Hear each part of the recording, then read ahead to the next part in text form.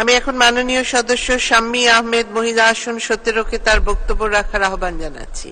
আপনার সময় 5 মিনিট। মাননীয় স্পিকার, রাষ্ট্রপতির ভাষণের উপর আনীত ধন্যবাদ প্রস্তাবে আমাকে আলোচনা করার সুযোগ দেওয়ার জন্য আপনাকে ধন্যবাদ। আমি বক্তৃতার শুরুতেই গভীর শ্রদ্ধার সাথে স্মরণ করছি সর্বকালের সর্বশ্রেষ্ঠ বাঙালি জাতির জনক বঙ্গবন্ধু শেখ মুজিবুর রহমানকে, বঙ্গমাতা বেগম ফজিলাতুন্নেসা মুজিব সহ 75-এর 15ই আগস্টে নিহত সকল শহীদদের শ্রদ্ধাভরে স্মরণ করে জাতীয় 4 নেতা, 30 লক্ষ শহীদ মুক্তিযোদ্ধা এবং 2 লক্ষ মা বোনদের। আমি গভীর শ্রদ্ধার সাথে স্মরণ করি গণতান্ত্রিক আন্দোলনে নিহত এবং আহত সকল সৈনিকদের। একই সাথে আমি গভীর শ্রদ্ধার সাথে স্মরণ করি আমার পিতা, মুক্তিযুদ্ধের অন্যতম সংগঠক, বরিশালের আমৃত্যু আওয়ামী লীগের সভাপতি ছিলেন জনাব মহিউদ্দিন আহমেদ, যার 19শে ডিসেম্বর 1971-এ ফাঁসির ডেট ছিল। 16ই ডিসেম্বর স্বাধীন হওয়ার কারণে আমরা আমার বাবাকে ফিরে পেয়েছি। মাননীয় স্পিকার, আজকের এই দিনটি আমার জন্য অত্যন্ত আনন্দের, একই সাথে আবেগঘন। এই মহান সংসদে আমার পিতা একজন সম্মানিত সদস্য ছিলেন। পিতার পদাঙ্ক অনুসরণ করে কন্যার পথ চলা, এটা কতটা আনন্দে সেটা ভাষায় প্রকাশ করা নয়। আমি রাষ্ট্রপতির ভাষণের উপরে একটি কথা বলতে চাই যে রাষ্ট্রপতি তার ভাষণে আলোকপাত করেছেন আমাদের এই সরকারের 15 বছরের যে উন্নয়ন, সেটি শেখ হাসিনার স্মার্ট বাংলাদেশকে নিয়ে আলোকপাত করেছেন।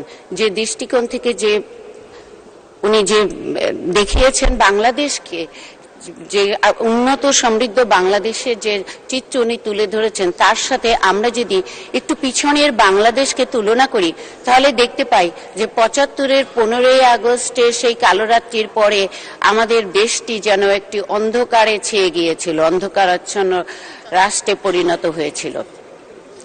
আমরা যারা জন্মসূত্রে আওয়ামী লীগ করি বা আওয়ামী লীগের পরিবার, তারা যেন আওয়ামী লীগ করাটাই ছিল একটি অপরাধ। এবং আমরা একটি প্রজন্ম পর প্রজন্ম 21টি বছর একটি ভুল মিথ্যে ইতিহাস নিয়ে বড় হয়েছে। কিন্তু সেই অন্ধকার থেকে আমরা বেরিয়ে এসেছিলাম 1996 সনে জননেত্রী শেখ হাসিনার হাত ধরে আমরা আবার আলোকবর্তিকায় ফিরে এসেছিলাম।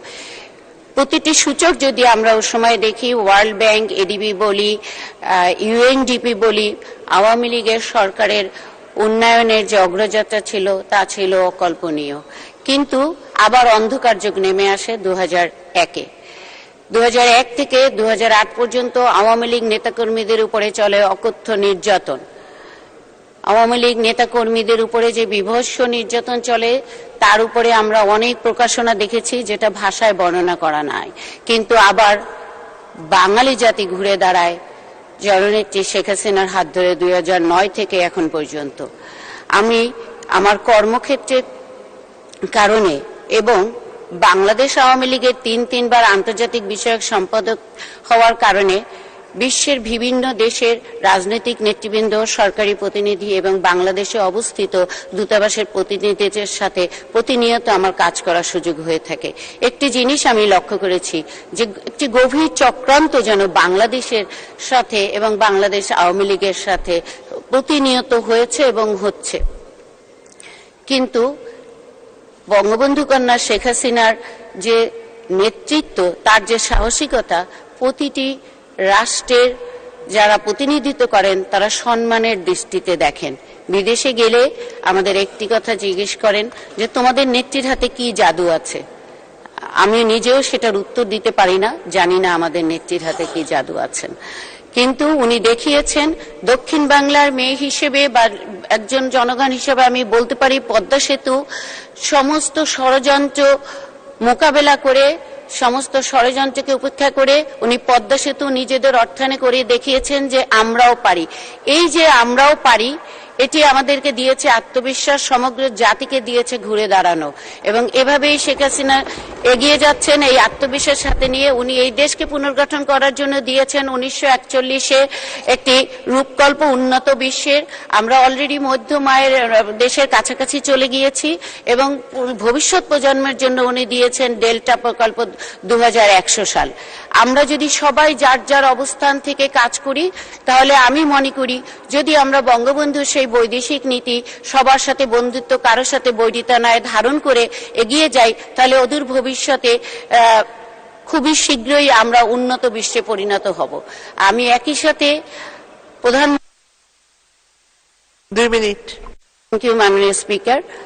আমি একই সাথে প্রধানমন্ত্রীকে ধন্যবাদ জানাতে চাই, কারণ উনি আমাকে আমার নির্বাচনী এলাকা মেহেন্দিগঞ্জ হিজলা কাজিরহাট থেকে মনোনয়ন দিয়েছিলেন। কিছু জটিলতার কারণে সেখান থেকে আমি নির্বাচন করতে সক্ষম হইনি, কিন্তু তারপরে উনি আমাকে এই মহিলা আসন থেকে নিয়ে এসে যে সম্মান আমাকে দিয়েছে, এর ঋণ হয়তো আমি কোনোদিন শোধ করতে পারি নাই, কিন্তু আমি এটুকু বলতে পারি আমার পিতা যেমন বঙ্গবন্ধুর আদর্শে অবিচল ছিলেন, তেমনি ভাবে শেখ হাসিনার আদর্শে অবিচল থেকে মৃত্যু তার সেবা করে যাব। প্রয়োজনে নিজের রক্ত দিতেও দ্বিধাবোধ করব না।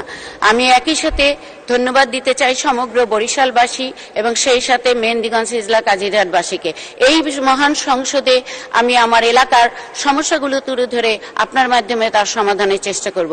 একটি বিষয় আমি বলতে চাই, এখানে গত 2-1 দিন আসার পর আমি দেখতে পেয়েছি আপনার এবং চিফ হুইপ এবং অন্যান্য হুইপের এবং মাননীয় সংসদ নেতার অধীনে যারা কাজ করছেন, কর্মকারী কর্মকর্তা বৃন্দ নিরলস প্রচেষ্টা করছেন। আমি আপনার মাধ্যমে এই সংসদকে তারা সুন্দরভাবে পরিচালনা করার জন্য যে পরিশ্রম করছেন, আপনার মাধ্যমে তাদেরকেও ধন্যবাদ দিতে চাই। ধন্যবাদ দিতে চাই মাননীয় প্রধানমন্ত্রীকে আবারও আমাকে এই মহান সংসদে আসার সুযোগ করে দেওয়ার জন্য এবং আমার এলাকার জনগণের সেবা করার সুযোগ দেওয়ার জন্য।